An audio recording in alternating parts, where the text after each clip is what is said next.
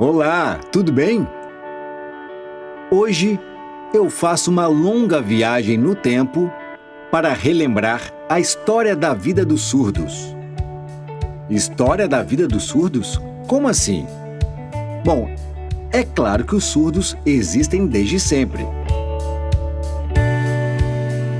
Mas nem sempre foram vistos como grupo social, como indivíduos. Foi um longo caminho até chegarmos à condição de hoje, com direitos assegurados e línguas de sinais reconhecidas. Por isso é importante conhecer esse passado.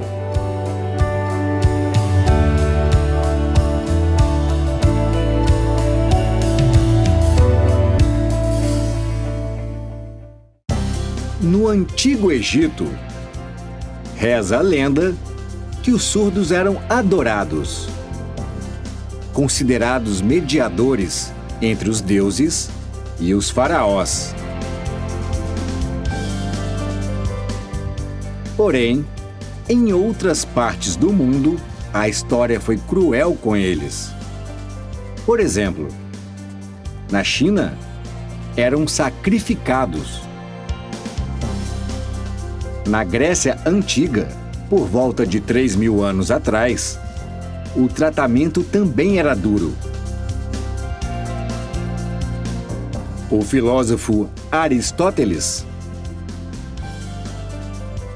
acreditava que a linguagem era a condição que nos tornava humanos.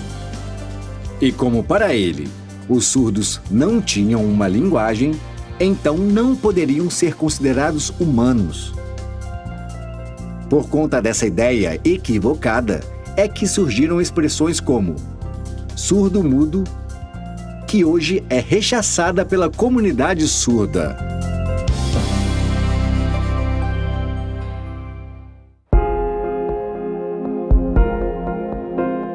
Os romanos pensavam bem parecido.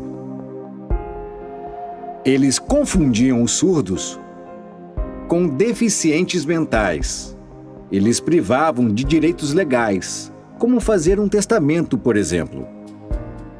No período seguinte, a Idade Média, a Igreja Católica também perseguiu os surdos.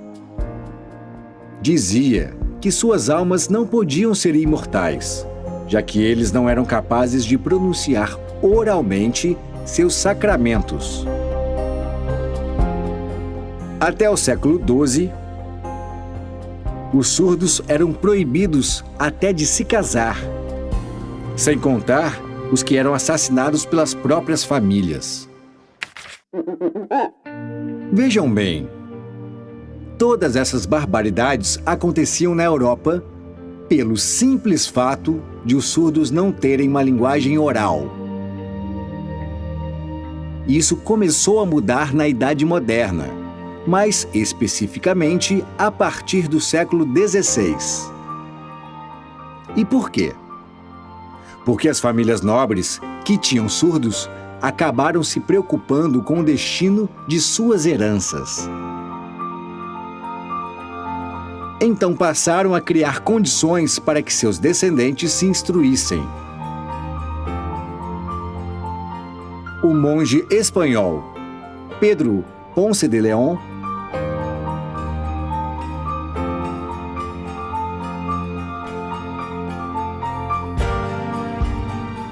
Sinal Ponce de León é considerado o primeiro professor de surdos do mundo. Seu foco era na oralização. Sinal, oralização.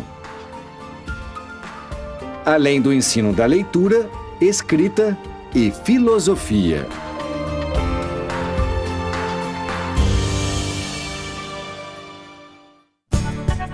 Outro expoente dessa época foi o padre espanhol Juan Pablo Bonet.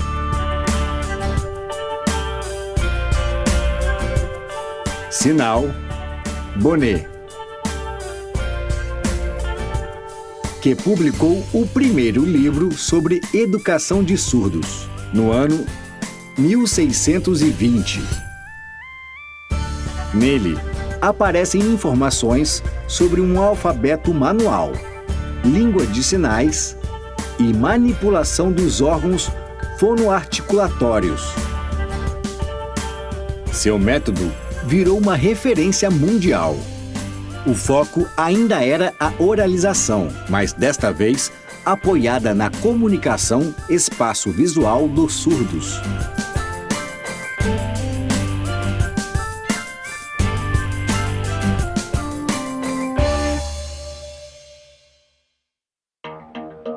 Mas foi apenas no século XVIII, com o trabalho do abade francês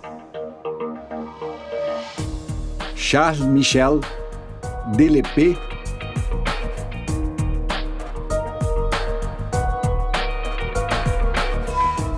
sinal Lepé,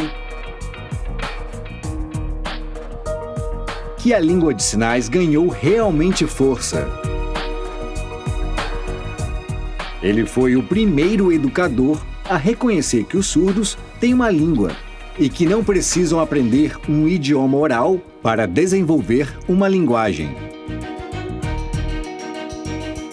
Além disso, ele criou o primeiro Instituto de Educação de Surdos do mundo, o atual Instituto Nacional de Jovens Surdos de Paris, sinal Instituto Nacional de Jovens Surdos de Paris. Em 1760. Graças a ele, a oralização deixou de ser o foco principal.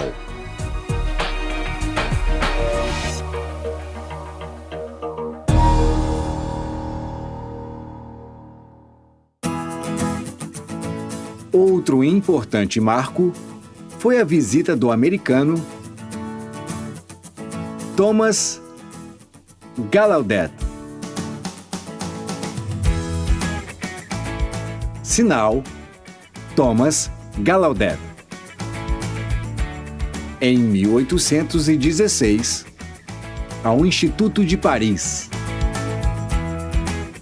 Ele fez um estágio por lá, onde conheceu Laurent Clerc.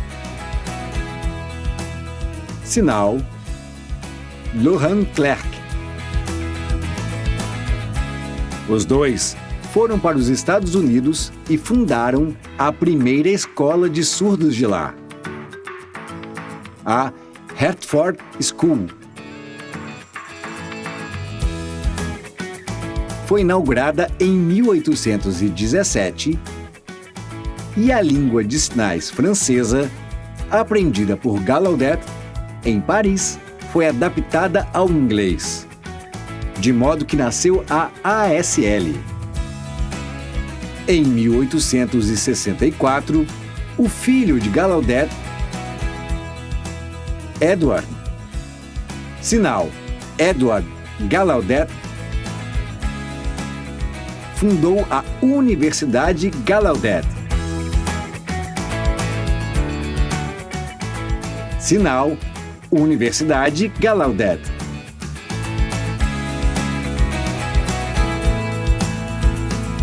A primeira, cuja língua de instrução era uma língua de sinais.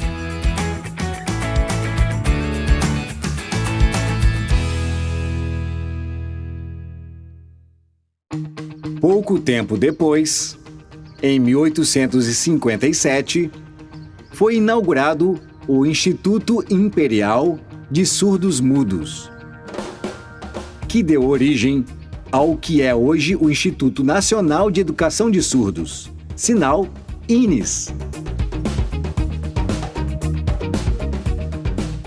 Foi fundado por Dom Pedro II, que tinha um neto surdo, e pelo padre surdo francês, UE, sinal UE. Era um internato que recebia surdos do Brasil inteiro. e teve forte influência da LSF, além dos sinais em uso no nosso país. O INES implementou também a formação de professores de surdos por aqui.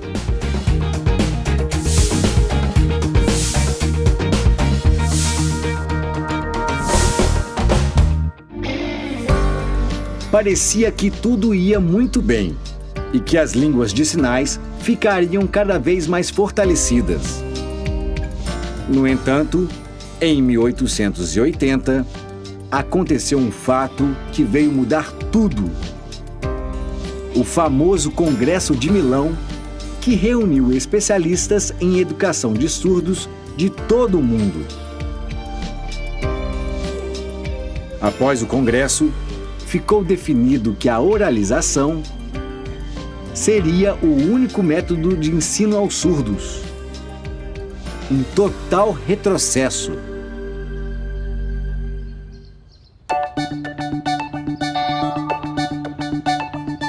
E até hoje existe uma luta para fortalecer a língua de sinais como a primeira língua dos surdos. Por isso, é tão importante conhecer nosso passado e recordar que o caminho foi longo. Então vamos relembrar alguns sinais apresentados. Ponce de León. Oralização. Bonnet. Lepé. Instituto Nacional de Jovens Surdos de Paris. Thomas Gallaudet. Laurent Clerc. Edward Gallaudet. Universidade Gallaudet. INES. UE. Com a Lei 10.436 de 2002 e o Decreto 5626 de 2005, a Libras foi reconhecida como segunda língua oficial do Brasil, contribuindo para a educação bilíngue. Mas as conquistas não podem parar. Espero que tenham gostado. Até o próximo A Vida em Libras. Tchau!